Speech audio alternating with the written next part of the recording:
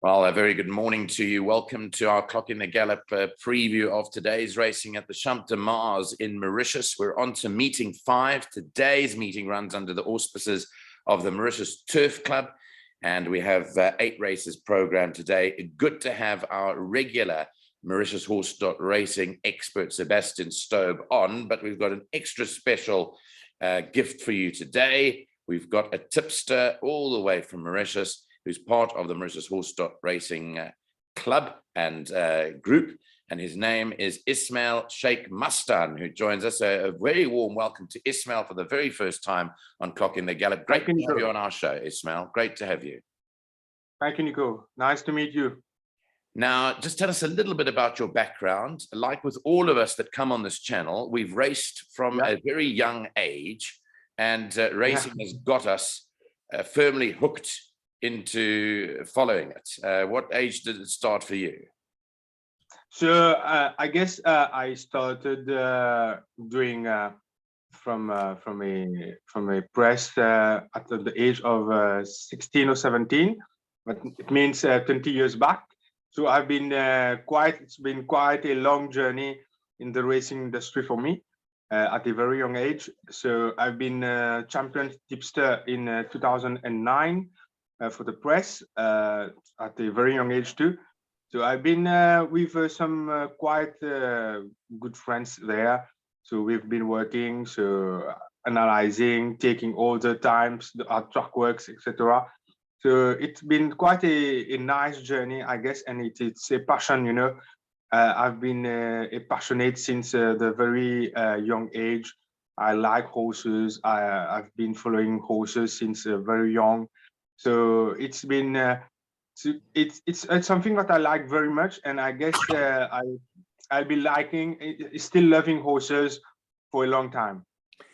Well, great to have you on the show. Obviously, we've spoken at length with Sebastian about the problems that have existed in Mauritius, but it's great to have started the season now, and we're already in meeting 5 today. What's your assessment of the first 4 meetings? How did they go, the first 4 race meetings there at the Champ de Mars? You know, with 2 organizers now, it's been quite complicated for some, but as you know, we have waited so long to start the season. But for me, I personally believe that at least the season has started. We have the new organizer who have come, which I guess will need some time to be more professional in organizing the races. But as for the jockeys, for the trainers, the owners, I think it's a good thing that race has started here, and I think it has been gone well. Not as expected, I think, while organizing the races here, but as I said, I think we should have started, and I think we are racing back again, and this is the good news. I believe that throughout the season there'll be more. We'll have a wide way of how things will go if we can go till December. With MTC and MTCSL, which I firmly wish that we go till the end of the season. They are working hard to make it happen. But yeah, I think the horses are well. There are many horses who were very fit to run till April, but could not have run because of all the situations and the problems which arise here. But I think Sebastian will join me in this, but we are happy that we are racing again in Mauritius, either by the MTC organizing the races or the new organizer. This is something that we wished and wanted since long. And we are racing back, and the horses are running. This is a good news. Sebastian, from the big perspective of the publisher of a magazine, and a fully English magazine, we're still getting the news out to our South African audience that are here, because there's the latest copy. Sebastian, just show the front cover. I'm going to show your website again, but there's the front cover of today's, And that is that Rydura one. That's Rydura one on Yeah, the yeah. golden boy, Sebastian. You've entitled him. Yes, Raiju Waranu marked his 401 to be exact, which is a record here for a Mauritian jockey. Knows very well this Frosted Gold third win already. I think we've got a little champion here. We don't know how far it's going to go. He could win all 4 classic. I think he's definitely got it. I think he can win the Barbet and the Maiden because he's definitely the fittest horse. So let's see what happens with this duo. They work quite well together, these guys. I want to just bring up your website, and for those that have not been there, I urge you to take a look at the website www.mauritiushorse.racing and go and have a look at their website. It is fully in English. You'll see here the picture of today's edition, but when you click on it, it's not going to be for free, unfortunately. Remember that the first edition was for free, and Sebastian would love to hear from anyone here. If you click on the edition, you'll see that there are different packages to subscribe to their magazine, and we certainly are fully behind them in terms of what they're doing. Next week, I hope, Sebastian, to have a piece from a Clock in the Gallop perspective on the Hollywood Bets Durban July, which runs next Saturday. I'll be at Greyville Racecourse next week and looking forward to it. But we just encourage people to come to your website and have a look around there. It's certainly well worth it. Thank you, Nico. It's teamwork. I mean, it's all the work of Richard Cadu, our photographer. We've got a piece on him on the magazine. I mean, without him, we wouldn't have all those beautiful shots. All the shots of the winners and also training. And of course, it's the work of Ismael. Ismael does a great work with High Over Tiger. Every week he gives his insights on the the spotted horse and also horse to follow next. So through the binoculars. Ismael got Red Mars last week on the main race at 34-1. So really, excellent. Yes. Yeah. He was part of the selection of 3. What we do is we give 3 horses, and then we let the punters choose which one they like best. Yes. So yeah, we got some serious outsiders last week. Ismael got Pin Drop, who was out 12-1, and the main race Red Mars at 34-1, who just flew by just to take the win from Stream Ahead, was leading the show. So yeah, congratulations, Ismael. Well done, Ismael. Thank you. I'm going to tap into your brain with regard to today's feature race, which runs a bit later on. It's race 6 of the 8 races today. Local time in South Africa, I think we're getting this through at about 1 our time. This now involves Royal Wulff up against Nourbese. For me, those look to be the 2 principal runners. But Ismael, tell me whether I'm looking at it wrong. What do you fancy for this? So what I fancy, I think Nourbese is unbeaten here in Mauritius. He's looking very nice for his debut this season. He's looking well. He has worked very well at track work, and trainer Mago likes him very much. He's like his baby in the stable. But I think with 1 run under the belt, Royal Wulff last time with 62 kgs, the way he won the Justice Cup, I think he has a slight edge on Nourbese this time. But the next time with 1 race, I think Nourbese will be much stronger. But this time, I think... Is that only because of fitness? Is that only because of a fitness thing? I think with 1 run under the belt, and last time when I watched the race again of Royal Wulff, I found that he didn't have a tough race last time. Despite that, he just sit back at the back, then ran for only 250 meters down the straight. I think he's fitter. He's much better than his first race. So he has a plum draw, the first draw. this time, only this time, I think he can beat Nourbese. But if Nourbese beat him, I think he's a better horse than Royal Wulff.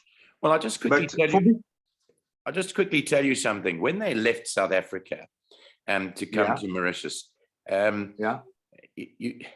there was a major difference between the two. In the fact, I'm saying Nourbese was far superior. Royal Wulff was coming up the ranks, but Nourbese was really, really good. Remember that Nourbese was targeted to go to Saudi Arabia.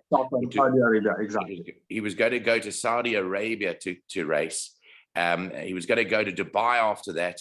And because of the length of time that he stayed in Mauritius, the connections had no option but to sell him and to try and get some of their money back, because they just couldn't afford to keep going. My point is that he's a very, very good horse. But when they left here, we've got our merit ratings here. Nourbese was on 108, and Royal Wulff was not more than 96 or 97. That's a good 10. That's a good 10 points, which equates to 5 kilograms.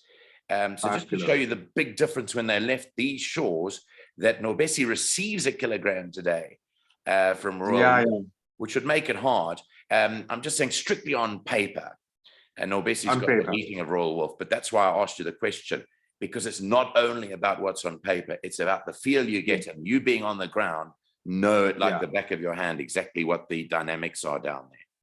Yeah, you know, when I've watched Nourbese last season, when he was on his peak, his quitting. But now, when I saw him for the last 3 weeks, he's not 100% fit. I think he's not 100% ready for this time. But a good Nourbese, 80% Nourbese, I think he can win this race. But on fitness, I think Royal Wulff is better. The last race made him a lot of good, and I think he's much fitter. And this race, this time only, I think Royal Wulff can beat him. But next outing, Nourbese will beat him. That's for sure. Okay, let's ask Sebastian what he feels for today's race. What are your feelings? I'll go exactly with Ismael. I was very surprised to see a Royal Wulff win with 62 kilos last time when we banked him. He's a beautiful looking horse. We've seen the photos of Richard. We had a full coverage on, Nourbese is obviously the champion. Everybody loves him. I want to pick 6 with him, bank him on the last race, I think, and then got a good win.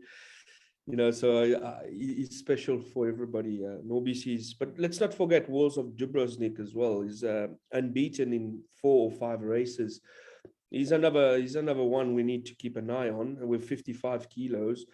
Let's Santana is not here, but I'm sure that Da Silva, the new Brazilian jockey, will definitely have a go here.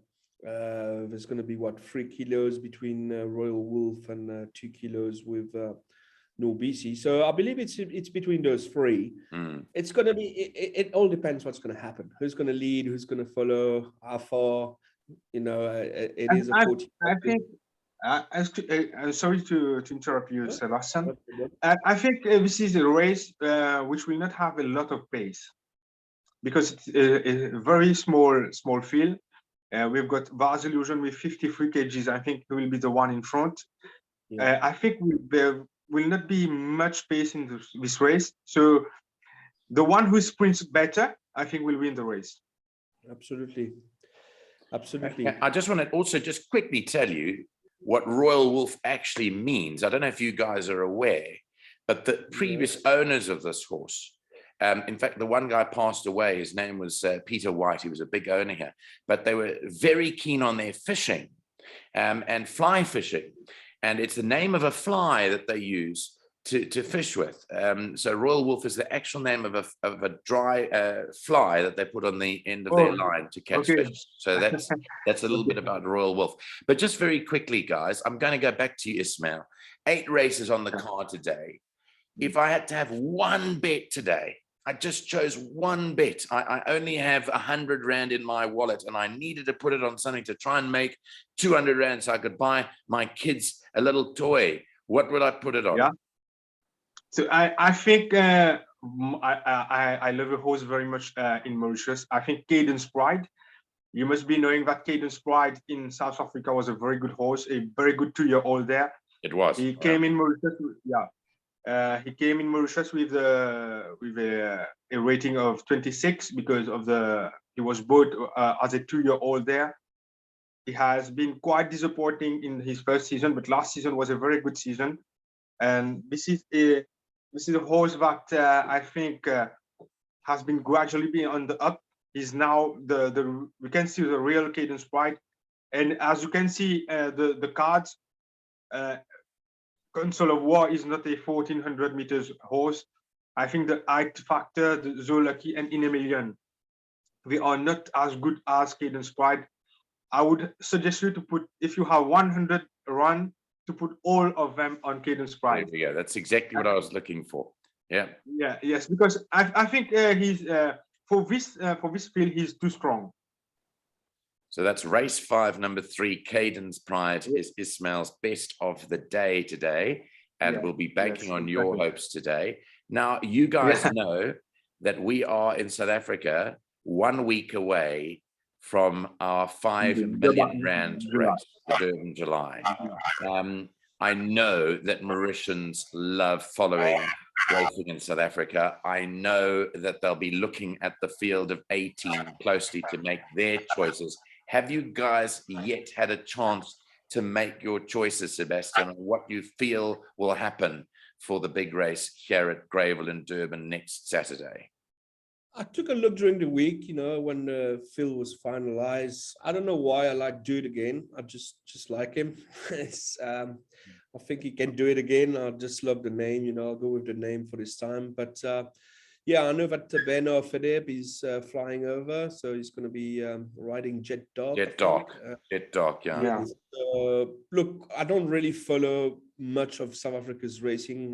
We're quite busy here with our magazine, but look, I've seen Do It Again once, and I think he's definitely got. He can do it again. I think he will be into top 3, hopefully. Yeah, well, he's going for his 5th July. He's won it twice and been placed twice. He's an amazing animal, and he really looked good at the gallops on Thursday morning. Ismael, what about you? If you had to choose, I'm constantly on my form grids every day, looking for the races there. I have some friends who have some horses, some good, nice string of horses. I think you must be Karan Getang is for a friend of mine. Oh, really? Yes. Yeah, he's a good 2-year-old. He's a very good 2-year-old. He just needs to get his mind right, I think. His mind's a bit loopy. Yeah. Yes. He's a co-owner. He's a Mauritian guy, a friend of mine.